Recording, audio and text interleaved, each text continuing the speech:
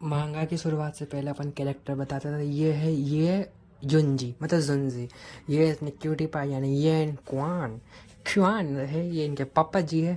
पापा जी बोले नाम पढ़ लेना क्योंकि मैं नहीं बोल रहा। तो मतलब इनके बेसिकली क्या होता है, वो होता है कि इनके अंदर कुछ तत्व होते हैं, एलिमेंट्स, जिनके पास इनकी पावर होती है।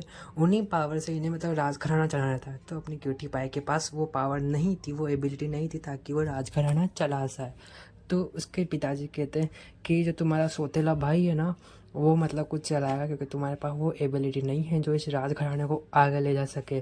तुम समझ रहे हो ना।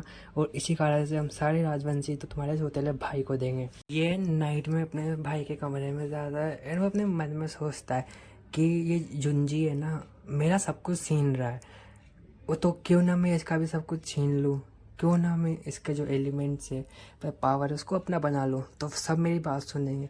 तो वो उसे हड़पने की कोशिश करता है। तो जुंजी है ना उठ जाता है और वो कहता है ब्रो क्या कर रहे हो तुम्हें क्या हुआ एकदम से, क्यों ऐसा कर रहे हो, हुआ क्या है बताओ, बात कर सकते हो तुम मेरे से, अपना सब कुछ नहीं छीन सकते, तुम्हें पता है ना इस राज्य में इसके बिना कुछ नहीं हो सकता।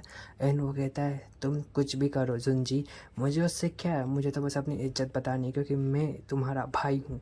वो कहता है तो बस इज्जत के लिए कर रहे हो।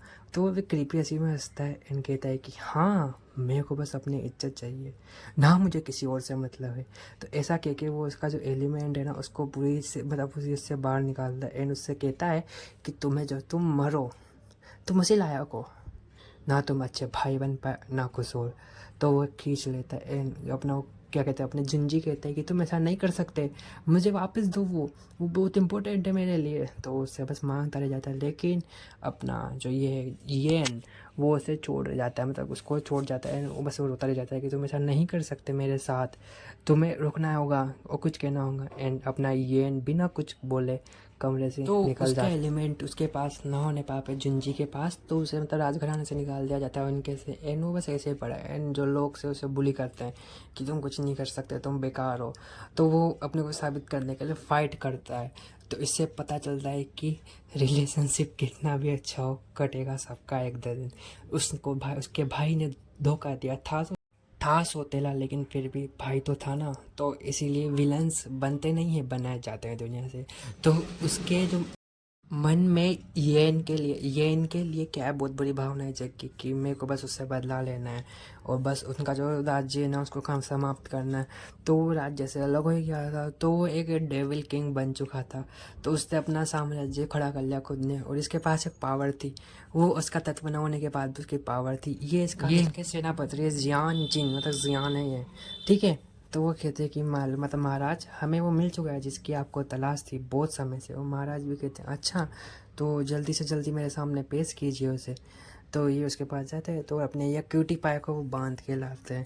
तो अपना जुंजी कहता है कि बहुत टाइम के बाद मिले तुमसे, तो बहुत वर्षों का हिसाब पुराना करना था मुझे, क्यों ना सोचा अब सारा किया जाए।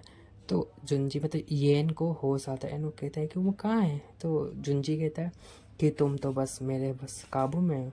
लेकिन ऐसे पता था कि जुंजी मतलब इसकी किसी और के साथ मंगनी हो चुकी है। तो जुंजी को गुस्सा आ जाता है, वो उसे मतलब मारता करता है।